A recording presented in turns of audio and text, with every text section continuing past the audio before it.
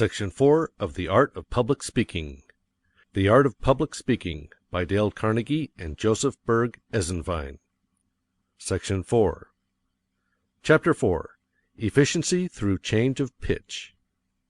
Speech is simply a modified form of singing, the principal difference being in the fact that in singing the vowel sounds are prolonged and the intervals are short, whereas in speech the words are uttered in what may be called staccato tones, the vowels not being specifically prolonged and the intervals between the words being more distinct. The fact that in singing we have a larger range of tones does not properly distinguish it from ordinary speech. In speech we have likewise a variation of tones, and even in ordinary conversation there is a difference of from 3 to 6 semitones, as I have found in my investigations, and in some persons the range is as high as 1 octave. William Shepagrell, Popular Science Monthly.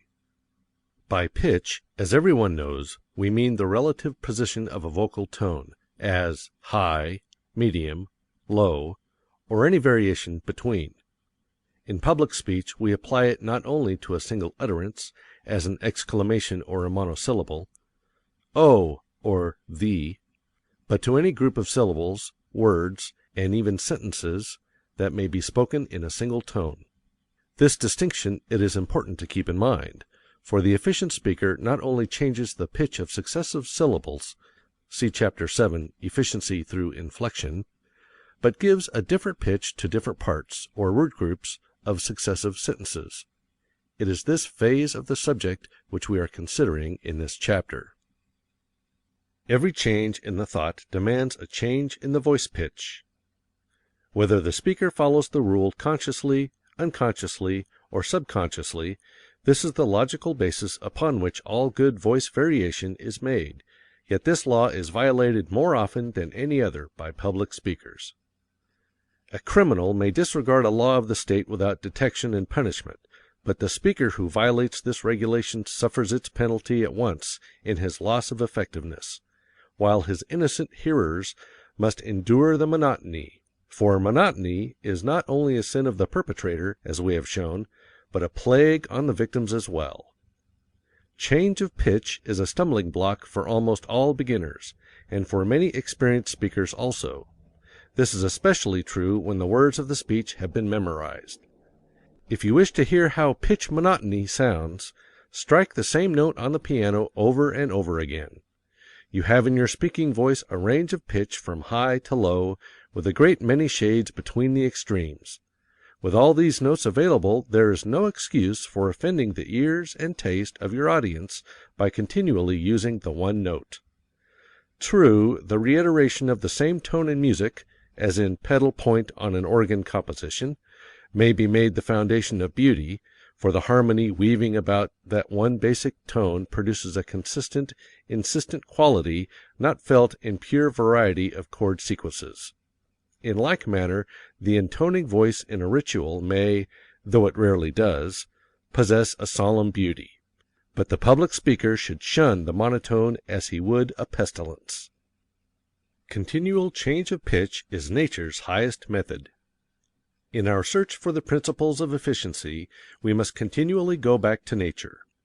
Listen, really listen, to the birds sing. Which of these feathered tribes are most pleasing in their vocal efforts? Those whose voices, though sweet, have little or no range, or those that, like the canary, the lark, and the nightingale, not only possess a considerable range, but utter their notes in continual variety of combinations? Even a sweet-toned chirp, when reiterated without change, may grow maddening to the enforced listener. The little child seldom speaks in a monotonous pitch. Observe the conversations of little folk that you hear on the street or in the home, and note the continual changes of pitch. The unconscious speech of most adults is likewise full of pleasing variations. Imagine someone speaking the following, and consider if the effect would not be just about as indicated. Remember, we are not now discussing the inflection of single words, but the general pitch in which phrases are spoken. High pitch. I'd like to leave for my vacation tomorrow. Lower. Still, I have so much to do. Higher. Yet, I suppose if I wait till I have time, I'll never go. Repeat this, first in the pitches indicated, and then all in the one pitch, as many speakers would. Observe the difference in naturalness of effect. The following exercise should be spoken in a purely conversational tone, with numerous changes of pitch. Practice it until your delivery would cause a stranger in the next room to think you were discussing an actual incident with a friend instead of delivering a memorized monologue. If you are in doubt about the effect you have secured, repeat it to a friend and ask him if it sounds like memorized words. If it does, it is wrong. A similar case. Jack, I hear you've gone and done it. Yes, I know. Most fellows will. Went and tried it once myself, sir, though you see I'm single still. And you met her, did you tell me, down at Newport last July, and resolved to ask the question at a soiree? So did I. I suppose you left the ballroom, with its music and its light, for they say love's flame is brightest in the darkest of the night. Well, you walked along together, overhead the starlit sky, and I'll bet, old man, confess it, you were frightened. So was I. You strolled along the terrace, saw the summer moonlight pour all its radiance on the waters as they rippled on the shore, till at length you gathered courage when you saw that none was nigh. Did you draw her close and tell her that you loved her? So did I. Well, I needn't ask you further, and I'm sure I wish you joy. Think I'll wander down and see you when you're married, eh, my boy? When the honeymoon is over and you're settled down, we'll try— What? The deuce you say? Rejected? You rejected? So was I. Anonymous. The necessity for changing pitch is so self-evident that it should be grasped and applied immediately. However, it requires patient drill to free yourself from monotony of pitch. In natural conversation, you think of an idea first, and then find words to express it. In memorized speeches, you are liable to speak the words and then think what they mean, and many speakers seem to trouble very little even about that. Is it any wonder that reversing the process should reverse the result? Get back to nature in your methods of expression. Read the following selection in a nonchalant manner, never pausing to think what the words really mean. Try it again, carefully studying the thought you have assimilated. Believe the idea, desire to express it effectively, and imagine an audience before you. Look them earnestly in the face and repeat this truth. If you follow directions, you will note that you have made many changes of pitch after several readings. It is not work that kills men, it is worry. Work is healthy. You can hardly put more upon a man than he can bear. Worry is rust upon the blade. It is not the revolution that destroys the machinery, but the friction. Henry Ward Beecher. Change of pitch produces emphasis. This is a highly important statement. Variety in pitch maintains the hearer's interest, but one of the surest ways to compel attention, to secure unusual emphasis, is to change the pitch of your voice suddenly and in a marked degree. A great contrast always arouses attention. White shows whiter against black. A cannon roars louder in the Sahara silence than in the Chicago hurly-burly. These are simple illustrations of the power of contrast. What is Congress going to do next? High pitch. I do not know. Low pitch. By such sudden change of pitch during a sermon, Dr. Newell Dwight Hillis recently achieved great emphasis and suggested the gravity of the question he had raised. The foregoing order of pitch change might be reversed with equally good effect, though with a slight change in seriousness. Either method produces emphasis when used intelligently, that is, with a common-sense appreciation of the sort of emphasis to be attained. In attempting these contrasts of pitch, it is important to avoid unpleasant extremes. Most speakers pitch their voices too high. One of the secrets of Mr. Bryan's eloquence is his low, bell-like voice. Shakespeare said that a soft, gentle, low voice was an excellent thing in a woman. It is no less so in a man, for a voice need not be blatant to be powerful, and must not be to be pleasing. In closing, Let us emphasize anew the importance of using variety of pitch. You sing up and down the scale, first touching one note and then another above or below it. Do likewise in speaking. Though thought and individual taste must generally be your guide as to where to use a low, a moderate, or high pitch. Questions and exercises. 1. Name 2 methods of destroying monotony and gaining force in speaking. 2. Why is a continual change of pitch necessary in speaking? 3. Notice your habitual tones in speaking. Are they too high to be pleasant? 4. Do we express the following thoughts and emotions in a low or a high pitch, which may be expressed in either high or low pitch? Excitement, victory, defeat, sorrow, love, earnestness, fear. 5. How would you naturally vary the pitch in introducing an explanatory or parenthetical expression like the following? He started, that is, he made preparations to start, on September 3rd. 6. Speak the following lines with as marked variations in pitch as your interpretation of the sense may dictate. Try each line in 2 different ways. Which, in each instance, is the more effective, and why? What have I to gain from you? Nothing. To engage our nation in such a compact would be an infamy. Note, in the foregoing sentence, experiment as to where the change in pitch would better be made. Once the flowers distilled their fragrance here, but now see the devastations of war. He had reckoned without one prime factor, his conscience. 7. Make a diagram of a conversation you have heard, showing where high and low pitches were used. Were these changes in pitch advisable? Why or why not? 8. Read the selections on pages 34, 35, 36, 37, and 38, paying careful attention to the changes in pitch. Reread, substituting low pitch for high, and vice versa. Selections for practice. Note, in the following selections, those passages that may best be delivered in a moderate pitch are printed in ordinary, Roman, type. Those which may be rendered in a high pitch, do not make the mistake of raising the voice too high, are printed in italics. Those which might well be spoken in a low pitch are printed in capitals. These arrangements, however, are merely suggestive. We cannot make it strong enough that you must use your own judgment in interpreting a selection. Before doing so, however, it is well to practice these passages as they are marked.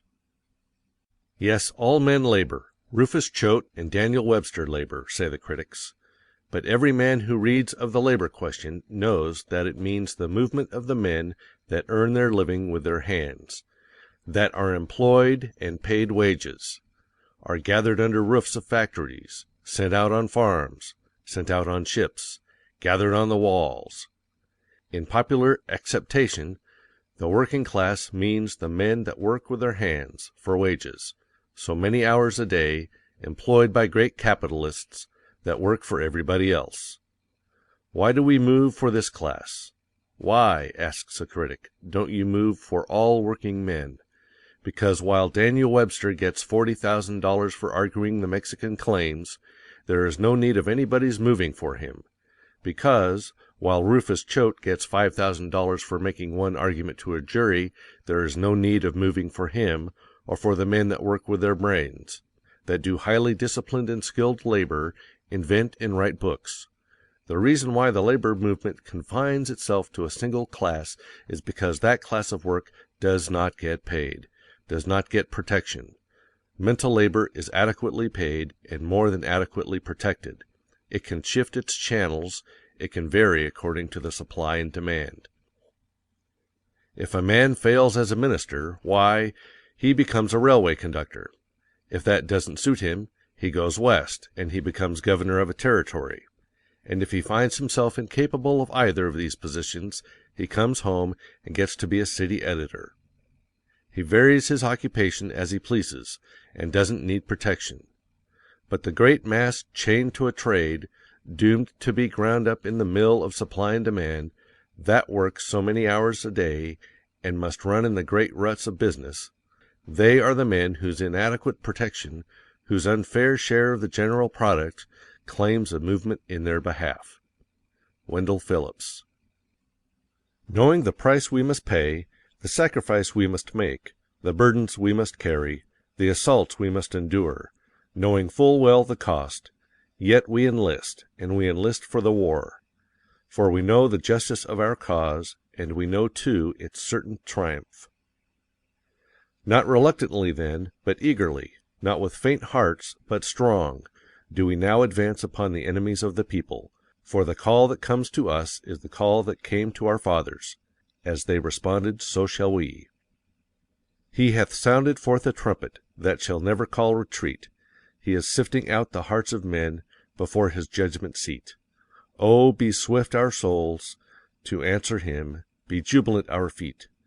Our God is marching on. Albert J. Beveridge. Remember that two sentences, or two parts of the same sentence, which contain changes of thought, cannot possibly be given effectively in the same key. Let us repeat. Every big change of thought requires a big change of pitch. What the beginning student will think are big changes of pitch will be monotonously alike. Learn to speak some thoughts in a very high tone, others in a very, very low tone. Develop range. It is almost impossible to use too much of it. Happy am I that this mission has brought my feet at last to press New England's historic soil, and my eyes to the knowledge of her beauty and her thrift.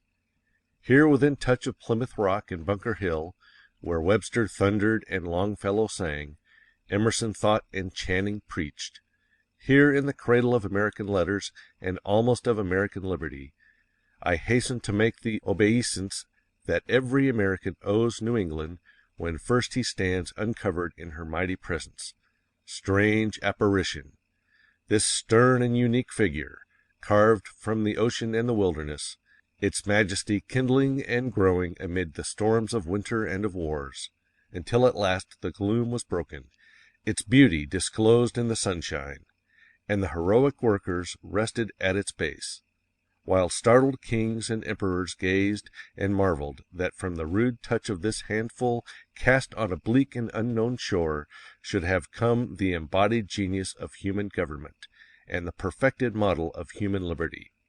God bless the memory of those immortal workers, and prosper the fortunes of their living sons, and perpetuate the inspiration of their handiwork. Far to the south, Mr. President, separated from this section by a line, once defined in irrepressible difference, once traced in fratricidal blood, and now, thank God, but a vanishing shadow, lies the fairest and richest domain of this earth. It is the home of a brave and hospitable people. There is centered all that can please or prosper humankind. A perfect climate above a fertile soil yields to the husbandman every product of the temperate zone. There, by night the cotton whitens beneath the stars, and by day the wheat locks the sunshine in its bearded sheaf. In the same field the clover steals the fragrance of the wind, and tobacco catches the quick aroma of the rains. There are mountains stored with exhaustless treasures, forests vast and primeval, and rivers that, tumbling or loitering, run wanton to the sea. Of the three essential items of all industries, cotton, iron, and wood, that region has easy control. In cotton, a fixed monopoly; in iron, proven supremacy; in timber, the reserve supply of the Republic.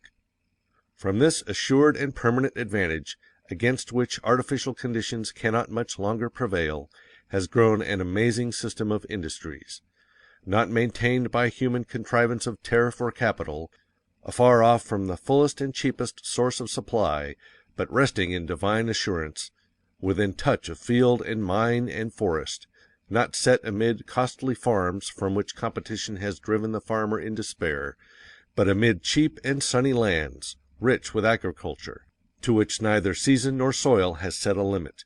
This system of industries is mounting to a splendor that shall dazzle and illumine the world. That, sir, is the picture and the promise of my home, a land better and fairer than I have told you. and yet but fit setting in its material excellence for the loyal and gentle quality of its citizenship. This hour little needs the loyalty that is loyal to one section, and yet holds the other in enduring suspicion and estrangement.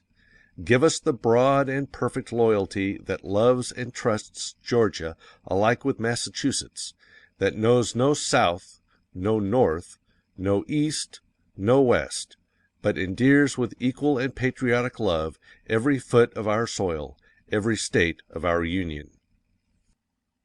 A mighty duty, sir, and a mighty inspiration impels every one of us tonight to lose in patriotic consecration whatever estranges, whatever divides. We, sir, are Americans, and we stand for human liberty.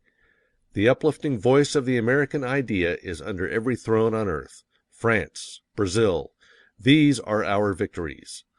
To redeem the earth from kingcraft and oppression, this is our mission, and we shall not fail. God has sown in our soil the seed of his millennial harvest, and he will not lay the sickle to the ripening crop until his full and perfect day has come. Our history, sir, has been a constant and expanding miracle, from Plymouth Rock and Jamestown all the way, aye, even from the hour when from the voiceless and traceless ocean a new world rose to the sight of the inspired sailor. As we approach the 4th centennial of that stupendous day, when the old world will come to marvel and to learn amid our gathered treasures, let us resolve to crown the miracles of our past with the spectacle of a republic, compact, united, indissoluble in the bonds of love, loving from the lakes to the Gulf, the wounds of war healed in every heart as on every hill, serene and resplendent at the summit of human achievement and earth glory, blazing out the path and making clear the way up which all the nations of the earth must come in God's appointed time. Henry W. Grady, The Race Problem. I would call him Napoleon, but Napoleon made his way to empire over broken oaths and through a sea of blood. This man never broke his word. No retaliation was his great motto and the rule of his life. And the last words uttered to his son in France were these: "My boy, you will one day go back to Santo Domingo. Forget that France murdered your father." I would call him Cromwell, but Cromwell was only a soldier, and the state he founded went down with him into his grave. I would call him Washington, but the great Virginian held slaves. This man risked his empire rather than permit the slave trade in the humblest village of his dominions. You think me a fanatic tonight, for you read history, not with your eyes, but with your prejudices. But 50 years hence, when truth gets a hearing, the muse of history will put Phocion for the Greek, and Brutus for the Roman, Hampden for England, Lafayette for France, choose Washington as the bright consummate flower of our earlier civilization, and John Brown the ripe fruit of our noonday, then, dipping her pen in the sunlight, will write in the clear blue, above them all, the name of the soldier, the statesman, the martyr, Toussaint Louverture. Wendell Phillips, Toussaint Louverture. Drill on the following selections for change of pitch: Beecher's Abraham Lincoln, page 76; Seward's Irrepressible Conflict, page 67; Everett's History of Liberty, page 78; Grady's The Race Problem, page 36; and Beveridge's Pass Prosperity Around, page 470. End of section 4. Section 5 of The Art of Public Speaking. The Art of Public Speaking, by Dale Carnegie and Joseph Berg Eisenwein. Section 5. Chapter 5. Efficiency Through Change of Pace. Hear how he clears the points of faith, wi' rattlin' and thumpin', now meekly calm, now wild in wrath, he's stampin' and he's jumpin'. Robert Burns, Holy Fair. The Latins have bequeathed to us a word that has no precise equivalent in our tongue, therefore we have accepted it, body unchanged. It is the word tempo, and means rate of movement, as measured by the time consumed in executing that movement. Thus far its use has been largely limited to the vocal and musical arts, but it would not be surprising to hear tempo applied to more concrete matters, for it perfectly illustrates the real meaning of the word to say that an ox cart moves in slow tempo, an express train in a fast tempo. Our guns that fire 600 times a minute shoot at a fast tempo. The old muzzle loader that required 3 minutes to load shot at a slow tempo. Every musician understands this principle. It requires longer to sing a half note than it does an eighth note. Now, tempo is a tremendously important element in good platform work, for when a speaker delivers a whole address at very nearly the same rate of speed, he is depriving himself of one of his chief means of emphasis and power. The baseball pitcher, the bowler in cricket, the tennis server, all know the value of change of pace, change of tempo, in delivering their ball, and so must the public speaker observe its power. Change of tempo lends naturalness to the delivery. Naturalness, or at least seeming naturalness, as was explained in the chapter on monotony, is greatly to be desired, and a continual change of tempo will go a long way towards establishing it. Mr. Howard Lindsay, stage manager for Miss Margaret Anglin, recently said to the present writer that change of pace was one of the most effective tools of the actor. While it must be admitted that the stilted mouthings of many actors indicate cloudy mirrors, still the public speaker would do well to study the actor's use of tempo. There is, however, a more fundamental and effective source at which to study naturalness, a trait which, once lost, is shy of recapture. That source is the common conversation of any well-bred circle. This is the standard we strive to reach on both stage and platform, with certain differences, of course, which will appear as we go on. If speaker and actor were to reproduce with absolute fidelity every variation of utterance, every whisper, grunt, pause, silence, and explosion of conversation as we find it typically in everyday life, much of the interest would leave the public utterance. Naturalness in public address is something more than faithful reproduction of nature. It is the reproduction of those typical parts of nature's work which are truly representative of the whole. The realistic story writer understands this in writing dialogue, and we must take it into account in seeking for naturalness through change of tempo. Suppose you speak the first of the following sentences in a slow tempo, the second quickly, observing how natural is the effect. Then speak both with the same rapidity and note the difference. I can't recall what I did with my knife. Oh, now I remember I gave it to Mary. We see here that a change of tempo often occurs in the same sentence, for tempo applies not only to single words, groups of words, and groups of sentences, but to the major parts of a public speech as well. Questions and exercises. 1. In the following, speak the words long, long while very slowly. The rest of the sentence is spoken in moderately rapid tempo. When you and I behind the veil are past, oh, but the long, long while the world shall last, which of our coming and departure heeds, as the 7 seas should heed a pebble cast. Note, in the following selections, the passages that should be given a fast tempo are in italics. Those that should be given in a slow tempo are in small capitals. Practice these selections, and then try others, changing from fast to slow tempo on different parts, carefully noting the effect. 2. No Mirabeau, Napoleon, Burns, Cromwell, no man adequate to do anything, but is first of all in right earnest about it, what I call a sincere man. I should say sincerity, a great, deep, genuine sincerity, is the first characteristic of a man in any way heroic. Not the sincerity that calls itself sincere. Ah, no, that is a very poor matter indeed. A shallow, braggart, conscious sincerity, oftenest self-conceit mainly. The great man's sincerity is of a kind he cannot speak of, is not conscious of. Thomas Carlyle.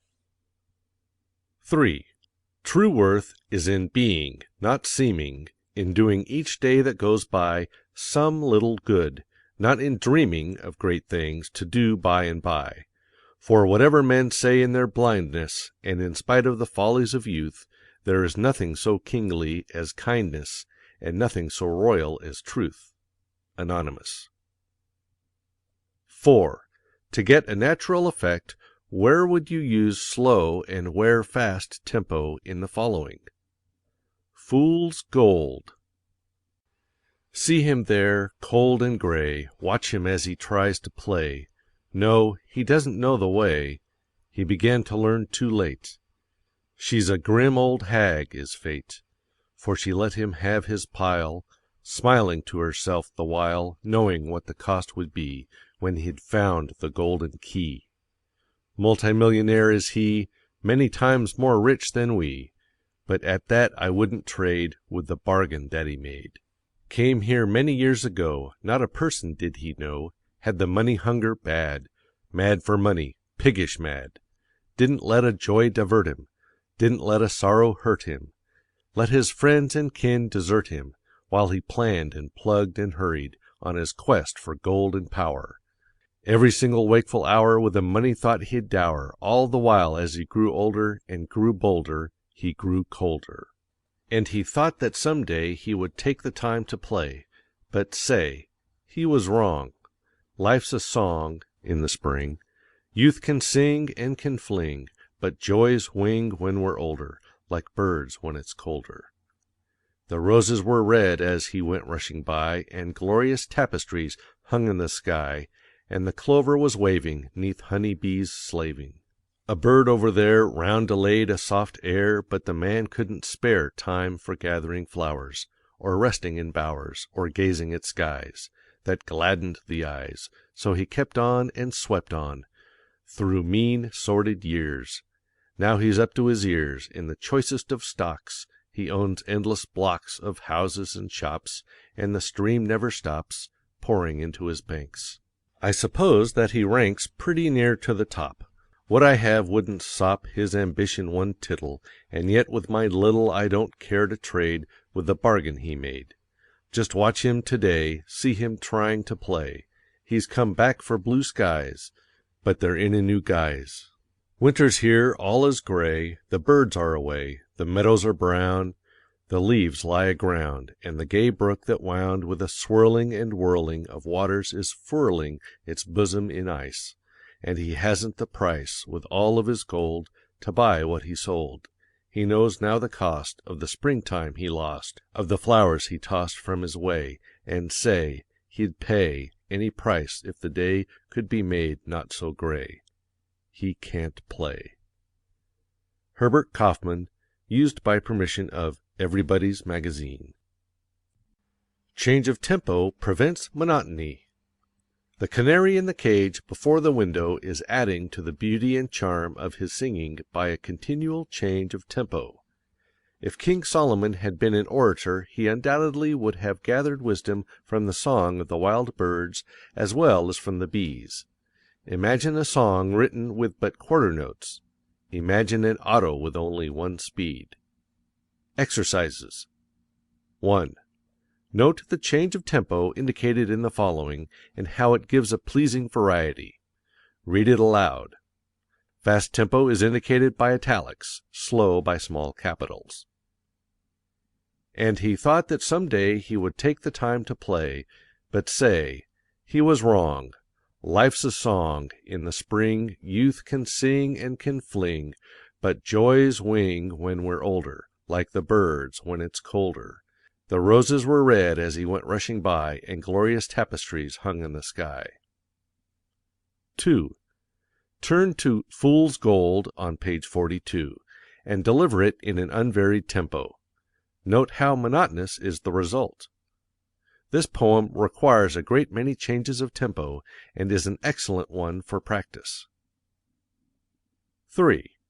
Use the changes of tempo indicated in the following, noting how they prevent monotony. Where no change of tempo is indicated, use a moderate speed. Too much of variety would really be a return to monotony. The mob. "A mob kills the wrong man," was flashed in a newspaper headline lately. The mob is an irresponsible, unthinking mass. It always destroys but never constructs. It criticizes but never creates. Utter a great truth and the mob will hate you. See how it condemned Dante to exile. Encounter the dangers of the unknown world for its benefit, and the mob will declare you crazy. It ridiculed Columbus, and for discovering a new world gave him prison and chains.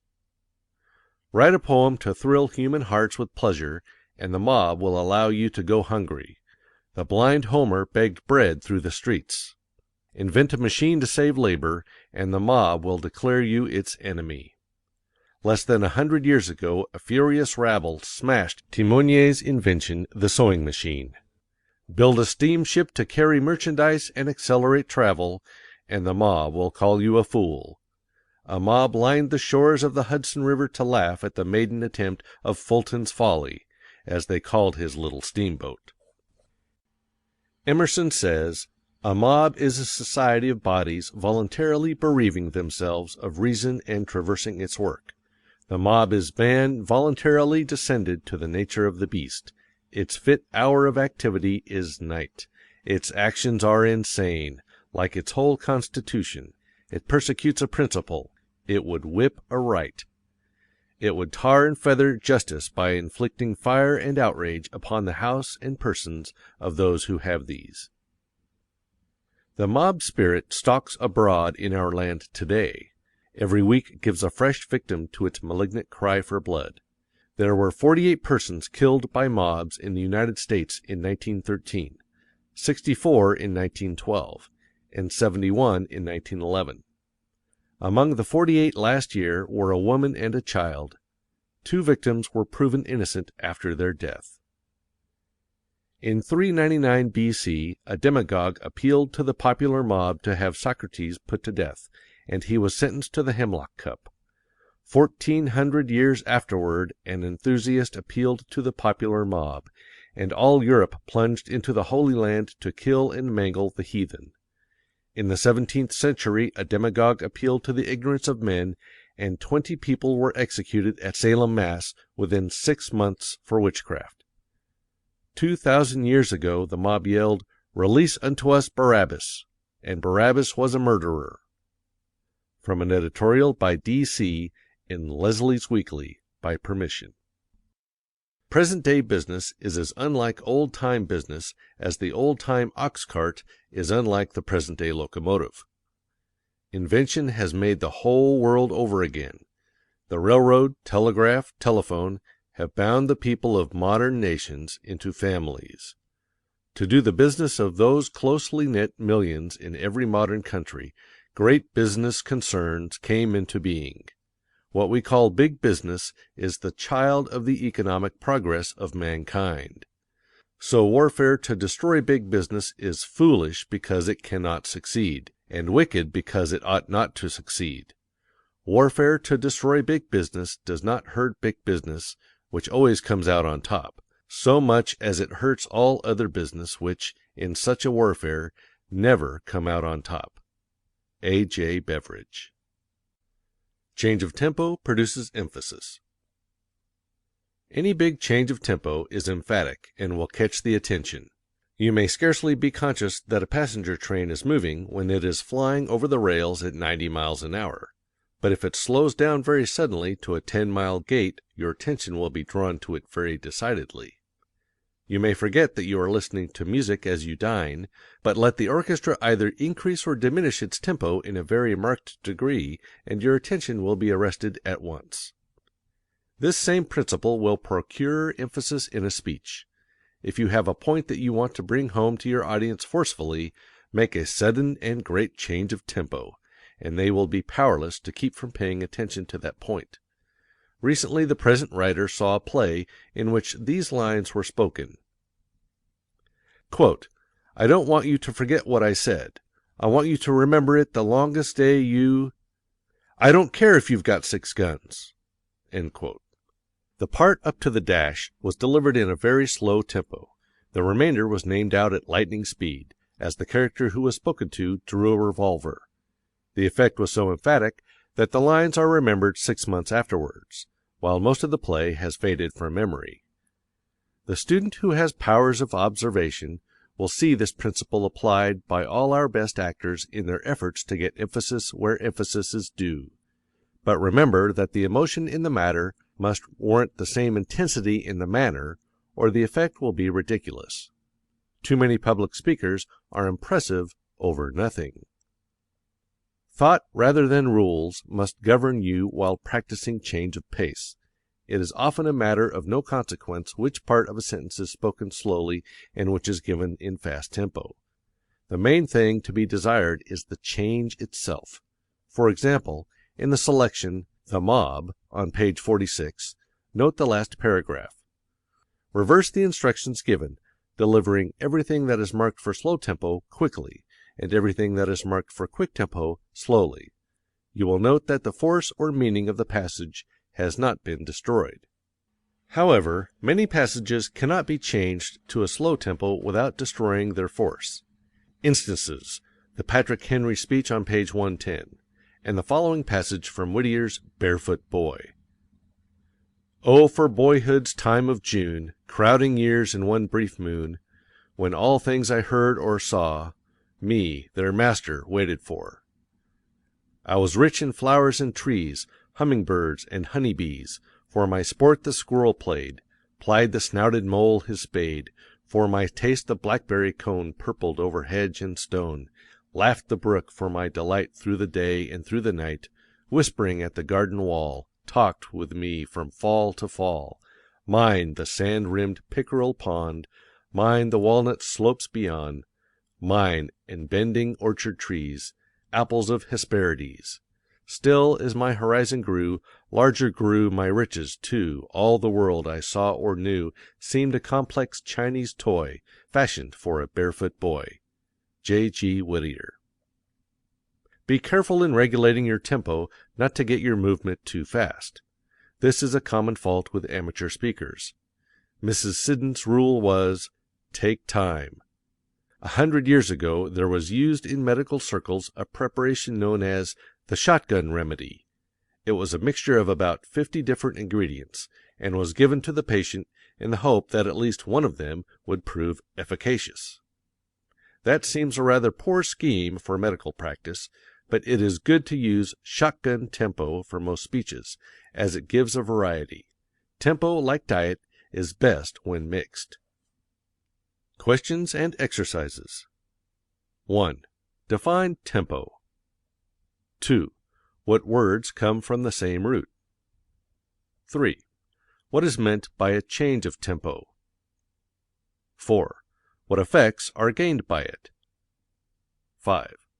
Name 3 methods of destroying monotony and gaining force in speaking. 6. Note the changes of tempo in a conversation or speech that you hear. Were they well made? Why? Illustrate. 7. Read selections on pages 34, 35, 36, 37, and 38, paying careful attention to change of tempo. 8. As a rule, excitement, joy, or intense anger take a fast tempo, while sorrow and sentiments of great dignity or solemnity tend to a slow tempo.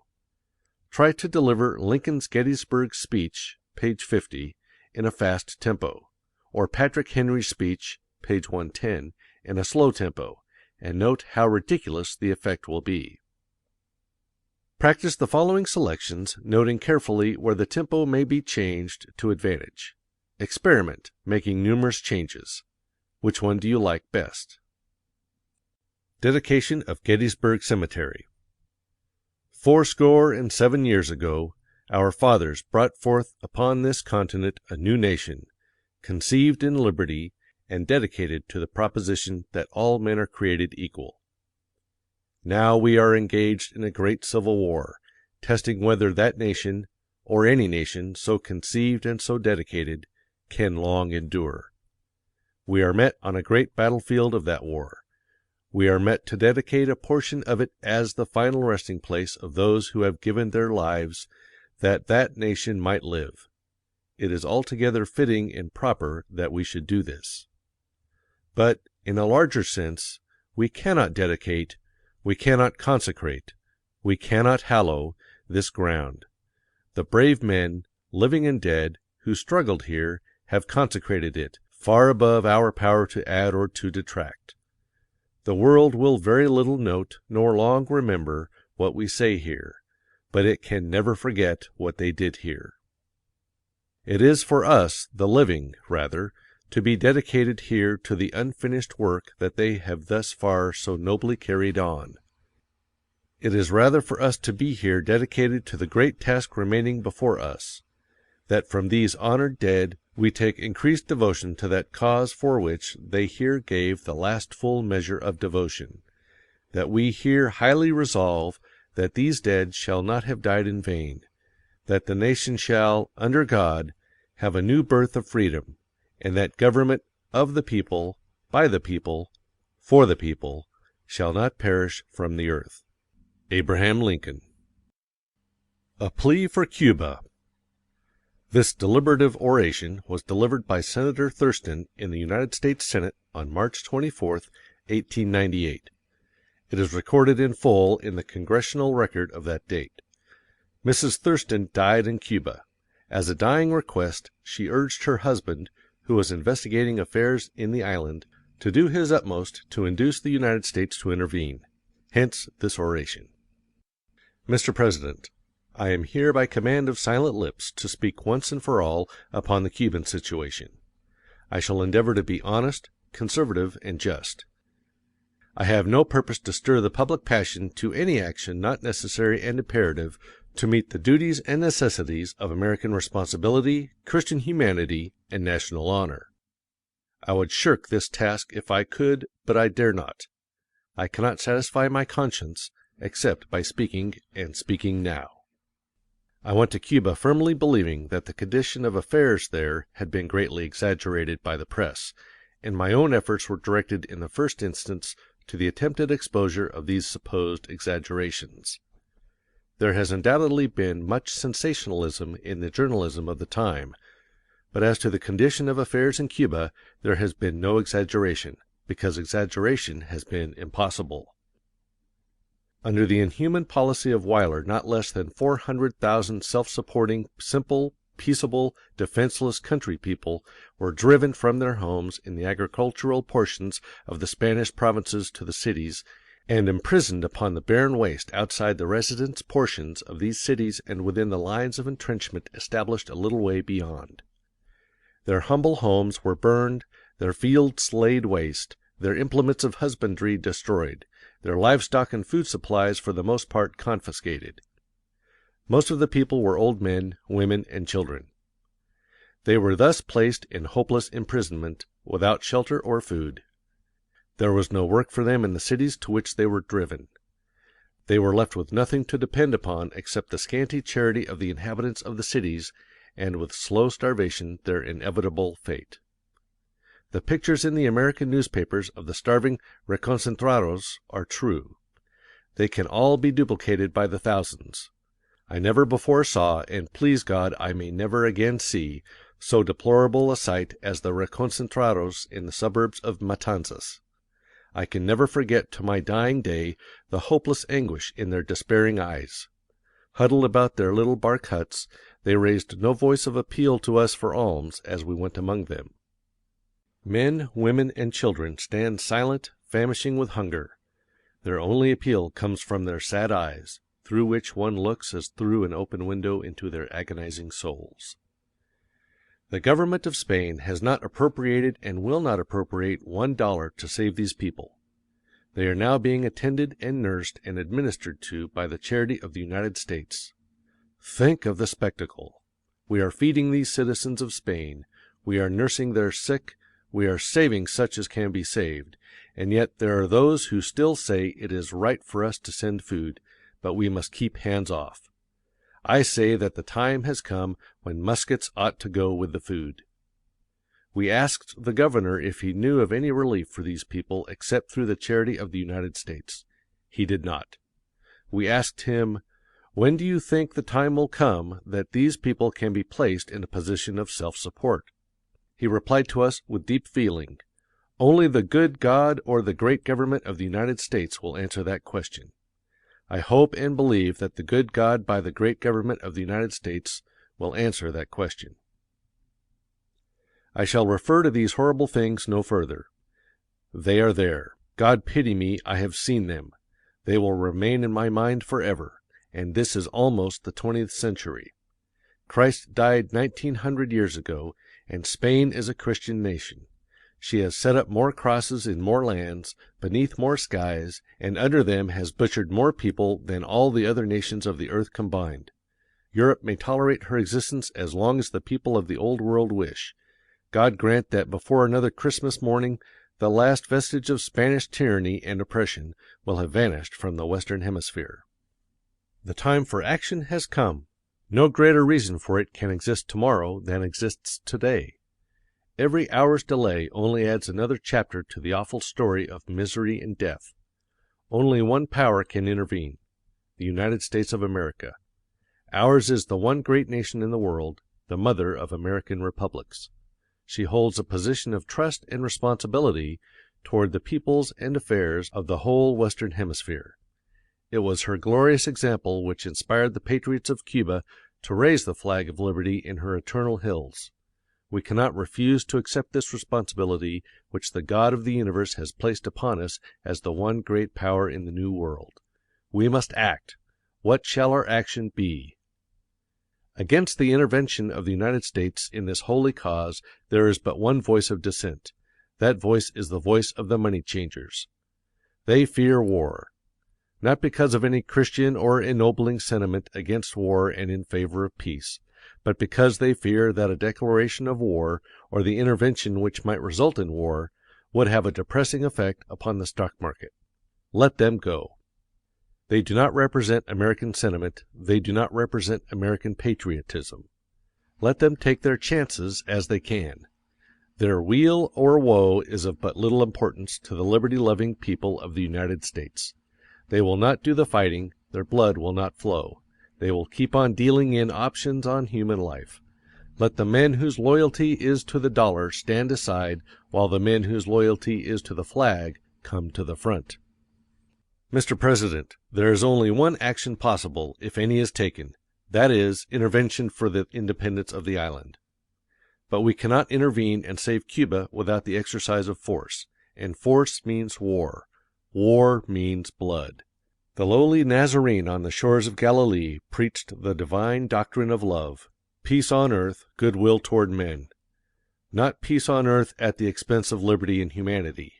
Not goodwill toward men who despoil, enslave, degrade, and starve to death their fellow men. I believe in the doctrine of Christ. I believe in the doctrine of peace. But, Mr. President, men must have liberty before there can come abiding peace. Intervention means force. Force means war. War means blood. But it will be God's force. When has a battle for humanity and liberty ever been won except by force? What barricade of wrong, injustice, and oppression has ever been carried except by force? Force compelled the signature of unwilling royalty to the great Magna Carta. Force put life into the Declaration of Independence and made effective the Emancipation Proclamation. Force beat with naked hands upon the iron gateway of the Bastille and made reprisal in one awful hour for centuries of kingly crime. Force waved the flag of revolution over Bunker Hill and marked the snows of Valley Forge with blood-stained feet. Force held the broken line of Shiloh, climbed the flame-swept hill at Chattanooga, and stormed the clouds on Lookout Heights. Force marched with Sherman to the sea, rode with Sheridan in the valley of the Shenandoah, and gave Grant victory at Appomattox. Force saved the Union, kept the stars in the flag, made niggers men. The time for God's force has come again. Let the impassioned lips of American patriots once more take up the song. In the beauty of the lilies, Christ was born across the sea, with a glory in his bosom that transfigures you and me, As he died to make men holy, let us die to make men free, while God is marching on. Others may hesitate, others may procrastinate, others may plead for further diplomatic negotiation, which means delay, but for me, I am ready to act now, and for my action I am ready to answer to my conscience, my country, and my God. James Mellon Thurston. End of section 5.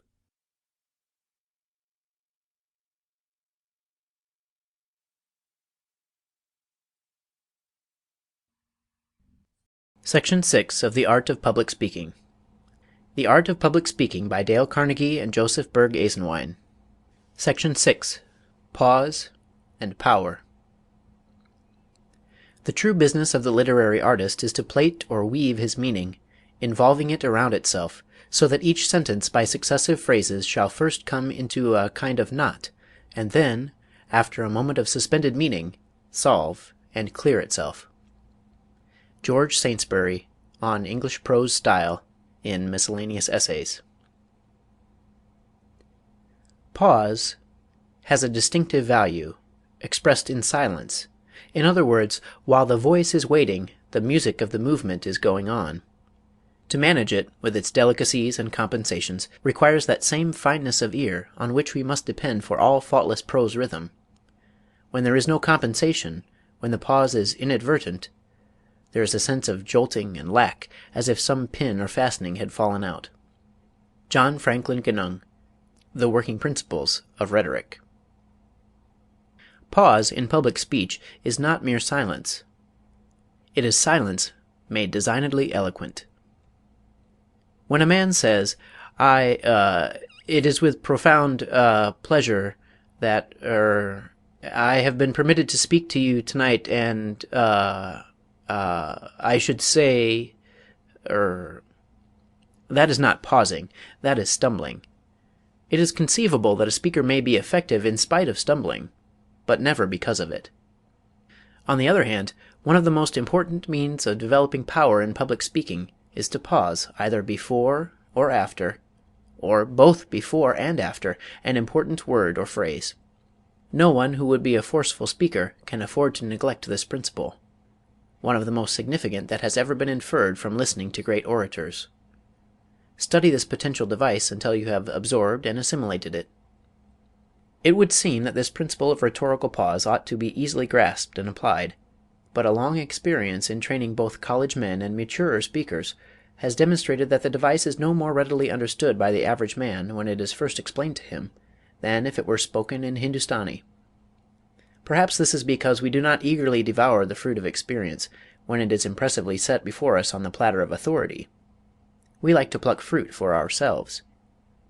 It not only tastes better, but we never forget that tree. Fortunately, this is no difficult task in this instance, for the trees stand thick all about us. One man is pleading the cause of another. This man, my friends, has made this wonderful sacrifice for you and me. Did not the pause surprisingly enhance the power of this statement? See how he gathered up reserve force and impressiveness to deliver the words, for you and me. Repeat this passage without making a pause. Did it lose in effectiveness? Naturally enough, during a premeditated pause of this kind, the mind of the speaker is concentrated on the thought to which he is about to give expression. He will not dare to allow his thoughts to wander for an instant. He will rather supremely center his thought and his emotion upon the sacrifice whose service, sweetness, and divinity he is enforcing by his appeal. Concentration, then, is the big word here. No pause without it can perfectly hit the mark. Efficient pausing accomplishes one or all of 4 results. 1. Pause enables the mind of the speaker to gather his forces before delivering the final volley. It is often dangerous to rush into battle without pausing for preparation or waiting for recruits. Consider Custer's massacre as an instance. You can light a match by holding it beneath a lens and concentrating the sun's rays. You would not expect the match to flame if you jerk the lens back and forth quickly. Pause, and the lens gathers heat. Your thoughts will not set fire to the minds of your hearers unless you pause to gather the force that comes by a second or two of concentration. Maple trees and gas wells are rarely tapped continually. When a stronger flow is wanted, a pause is made. Nature has time to gather her reserve forces, and when the tree or the well is reopened, a stronger flow is the result. Use the same common sense with your mind. If you would make a thought particularly effective, pause just before its utterance. Concentrate your mind energies, and then give it expression with renewed vigor. Carlyle was right. Speak not, I passionately entreat thee, till thy thought has silently matured itself. Out of silence comes thy strength. Speech is silvern, silence is golden. Speech is human, silence is divine. Silence has been called the father of speech. It should be. Too many of our public speeches have no fathers. They ramble along without pause or break. Like Tennyson's brook, they run on forever. Listen to little children, the policeman on the corner, the family conversation around the table, and see how many pauses they naturally use, for they are unconscious of effects. When we get before an audience, we throw most of our natural methods of expression to the wind, and strive after artificial effects. Get back to the methods of nature, and pause. 2. Pause prepares the mind of the auditor to receive your message. Herbert Spencer said that all the universe is in motion. So it is, and all perfect motion is rhythm. Part of rhythm is rest. Rest follows activity all through nature. Instances, day and night, spring, summer, autumn, winter. A period of rest between breaths, an instant of complete rest between heartbeats. Pause and give the attention powers of your audience a rest. What you say after such a silence will then have a great deal more effect. When your country cousins come to town, the noise of a passing car will awaken them, though it seldom affects a seasoned city dweller. By the continual passing of cars his attention power has become deadened. In one who visits the city but seldom, attention value is insistent. To him the noise comes after a long pause, hence its power. To you, dweller in the city, there is no pause, hence the low attention value. After riding on a train several hours, you'll become so accustomed to its roar that it will lose its attention value, unless the train should stop for a while and start again. If you attempt to listen to a clock tick that is so far away that you can barely hear it, you will find that at times you are unable to distinguish it, but in a few moments the sound becomes distinct again. Your mind will pause for rest, whether you desire it to or not. The attention of your audience will act in quite the same way. Recognize this law and prepare for it by pausing. Let it be repeated, the thought that follows a pause is much more dynamic than if no pause had occurred. What is said to you of a night will not have the same effect on your mind as if it had been uttered in the morning, when your attention had been lately refreshed by the pause of sleep. We are told on the first page of the Bible that even the creative energy of God rested on the seventh day. You may be sure then that the frail, finite mind of your audience will likewise demand rest. Observe nature, study her laws, and obey them in your speaking. 3. Pause creates effective suspense. Suspense is responsible for a great share of our interest in life. It will be the same with your speech. A play or a novel is often robbed of much of its interest if you know the plot beforehand. We like to keep guessing as to the outcome. The ability to create suspense is part of woman's power to hold the other sex. The circus acrobat employs this principle when he fails purposely in several attempts to perform a feat, and then achieves it. Even the deliberate manner in which he arranges the preliminaries increases our expectation. We like to be kept waiting. In the last act of the play Polly of the Circus, there is a circus scene in which a little dog turns a backward somersault on the back of a running pony.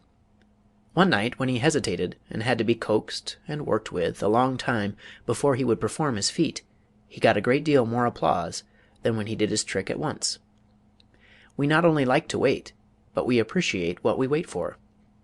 If fish bite too readily, the sport soon ceases to be a sport. It is the same principle of suspense that holds you in a Sherlock Holmes story. You wait to see how the mystery is solved, and if it is solved too soon, you throw down the tale unfinished. Wilkie Collins' receipt for fiction writing well applies to public speech. Make 'em laugh, make 'em weep, make 'em wait. Above all else, make them wait. If they will not do that, you may be sure they will neither laugh nor weep. Thus pause is a valuable instrument in the hands of a trained speaker to arouse and maintain suspense. We once heard Mr. Bryan say in a speech, "It was my privilege to hear," and he paused, while the audience wondered for a second whom it was his privilege to hear. The great evangelist, and he paused again. We knew a little more about the man he had heard, but still wondered to which evangelist he referred. And then he concluded, Dwight L. Moody. Mr. Bryan paused slightly again and continued, "I came to regard him." Here he paused again, and held the audience in a brief moment of suspense as to how he had regarded Mr. Moody, then continued, "as the greatest preacher of his day." Let the dashes illustrate pauses, and we have the following: "It was my privilege to hear the great evangelist Dwight L. Moody. I came to regard him as the greatest preacher of his day." The unskilled speaker would have rattled this off with neither pause nor suspense, and the sentences would have fallen flat upon the audience. It is precisely the application of these small things that makes much of the difference between the successful and the unsuccessful speaker. 4. Pausing after an important idea gives it time to penetrate. Any Missouri farmer will tell you that a rain that falls too fast will run off into the creeks and do the crops but little good. A story is told of a country deacon praying for rain in this manner: "Lord, don't send us any chunk floater. Just give us a good old drizzle drazzle." A speech, like a rain, will not do anybody much good if it comes too fast to soak in. The farmer's wife follows the same principle in doing her washing when she puts the clothes in water, and pauses for several hours that the water may soak in. The physician puts cocaine on your turbinates, and pauses to let it take hold before he removes them. Why do we use this principle everywhere except in the communication of ideas? If you have given the audience a big idea, pause for a second or two, and let them turn it over. See what effect it has. After the smoke clears away, you may have to fire another 14-inch shell on the same subject before you demolish the citadel of error that you are trying to destroy. Take time. Don't let your speech resemble those tourists who try to do New York in a day. They spend 15 minutes looking at the masterpieces in the Metropolitan Museum of Arts, 10 minutes in the Museum of Natural History, take a peep into the aquarium, hurry across the Brooklyn Bridge, rush up to the zoo, and back by Grant's Tomb, and call that seeing New York. If you hasten by your important points without pausing, your audience will have just about as adequate an idea of what you have tried to convey. Take time. You have just as much of it as our richest multimillionaire. Your audience will wait for you. It is a sign of smallness to hurry. The great redwood trees of California had burst through the soil 500 years before Socrates drank his cup of hemlock poison, and are only in their prime today. Nature shames us with our petty haste. Silence is one of the most eloquent things in the world. Master it, and use it through pause. In the following selections, dashes have been inserted where pauses may be used effectively. Naturally, you may omit some of these and insert others without going wrong. One speaker would interpret a passage in one way, one in another. It is largely a matter of personal preference. A dozen great actors have played Hamlet well, and yet each has played the part differently. Which comes nearest to perfection is a question of opinion. You will succeed best by daring to follow your own course, if you are individual enough to blaze an original trail. A moment's halt. A momentary taste of being from the well amid the waste. And lo, the phantom caravan has reached the nothing it set out from. Oh, make haste. The worldly hope men set their hearts upon turns ashes, or it prospers, and anon, like snow upon the desert's dusty face, lighting a little hour or two, is gone. The bird of time has but a little way to flutter, and the bird is on the wing. You will note that the punctuation marks have nothing to do with the pausing. You may run by a period very quickly and make a long pause where there is no kind of punctuation. Thought is greater than punctuation.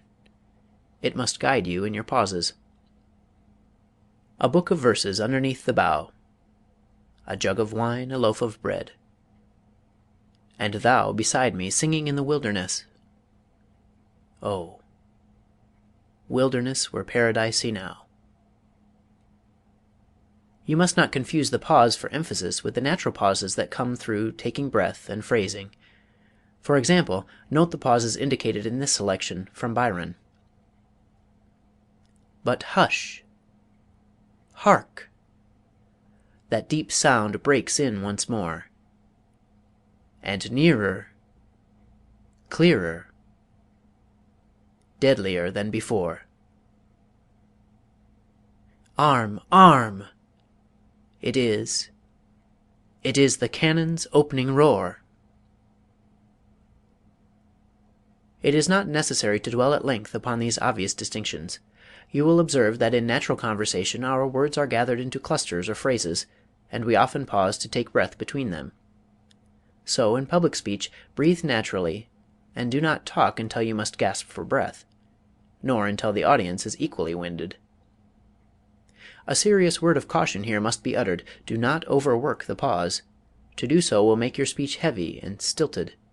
And do not think that pause can transmute commonplace thoughts into great and dignified utterance.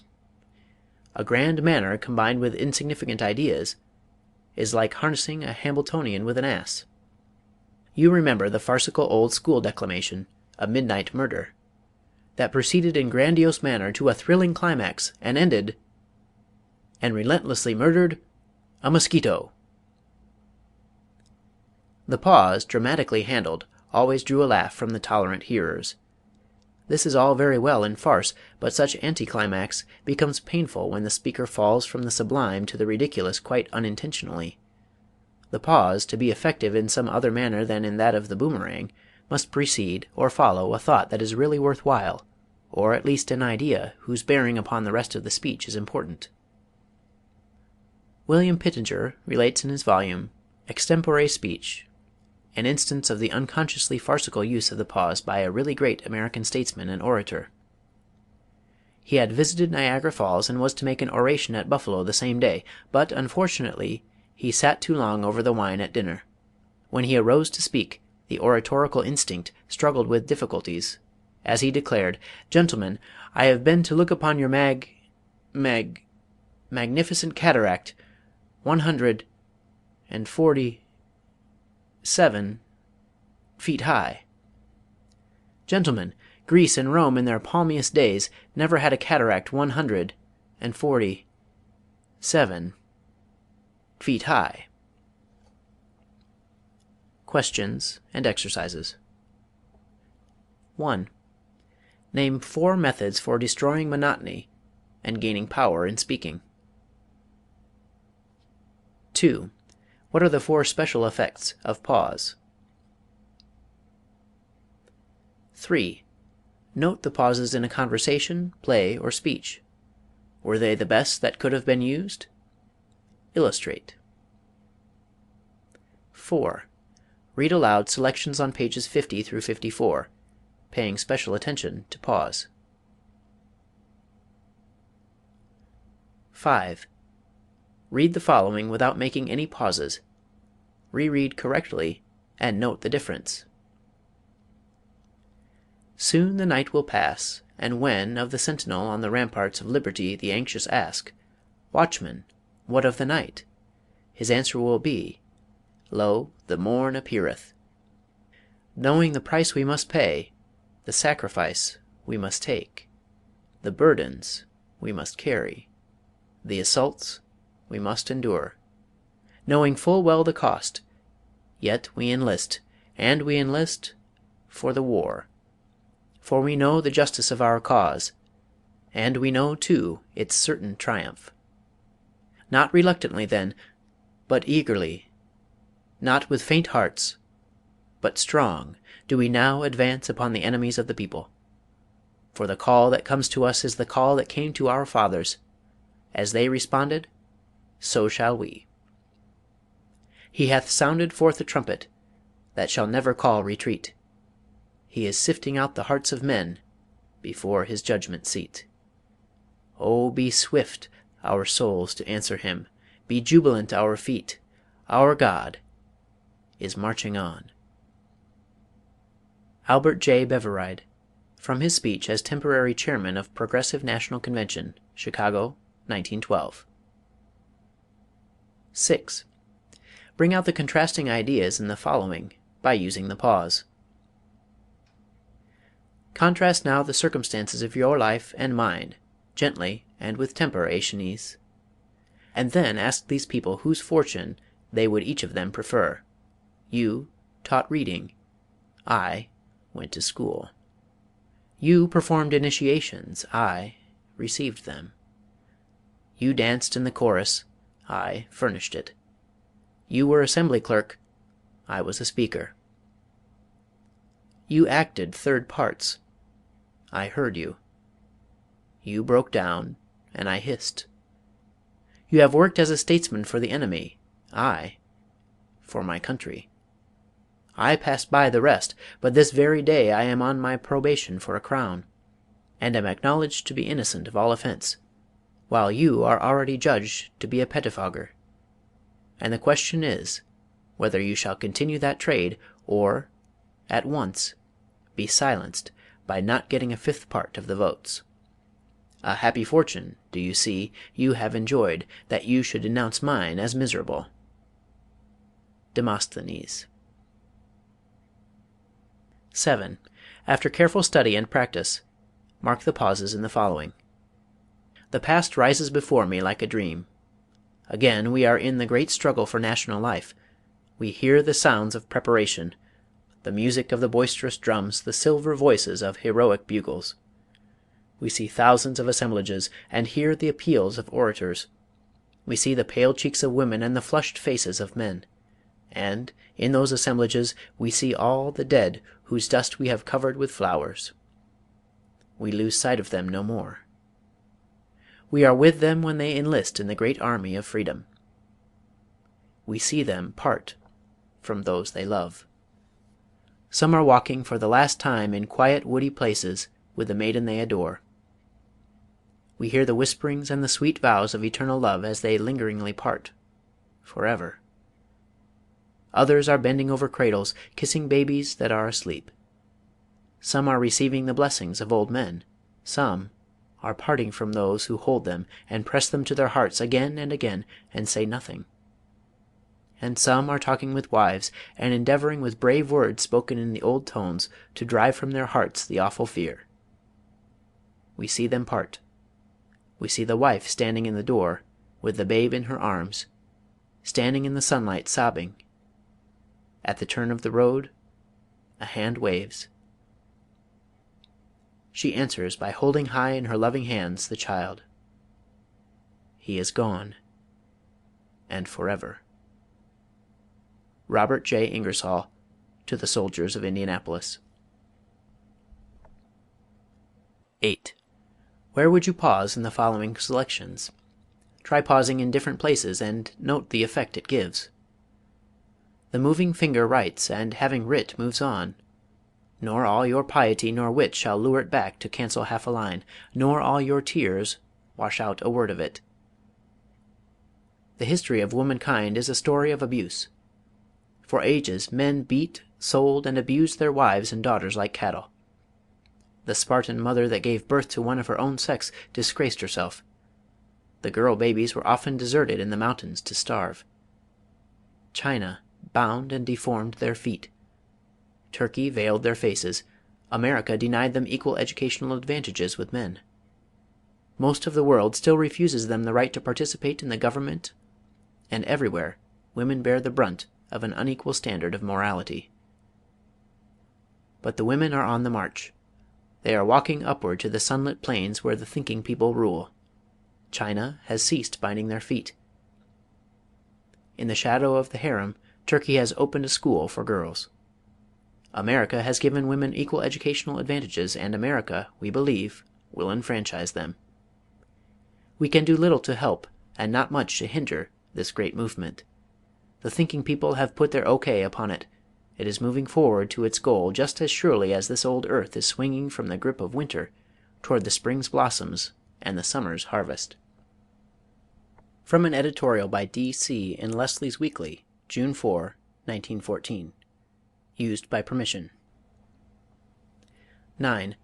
Read aloud the following address, paying careful attention to pause wherever the emphasis may thereby be heightened. The Irrepressible Conflict. At last, the Republican party has appeared.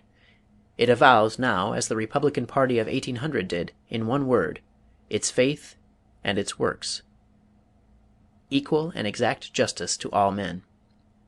Even when it first entered the field, only half organized, it struck a blow which only just failed to secure complete and triumphant victory. In this, its second campaign, it has already won advantages which render that triumph now both easy and certain. The secret of its assured success lies in that very characteristic which, in the mouth of scoffers, constitutes its great and lasting imbecility and reproach. It lies in the fact that it is a party of one idea, but that is a noble one, an idea that fills and expands all generous souls, the idea of equality of all men before human tribunals and human laws, as they are all equal before the divine tribunal and divine laws. I know, and you know, that a revolution has begun. I know, and all the world knows, that revolutions never go backward. 20 senators and 100 representatives proclaim boldly in Congress today sentiments and opinions and principles of freedom, which hardly so many men, even in this free state, dared to utter in their own homes 20 years ago.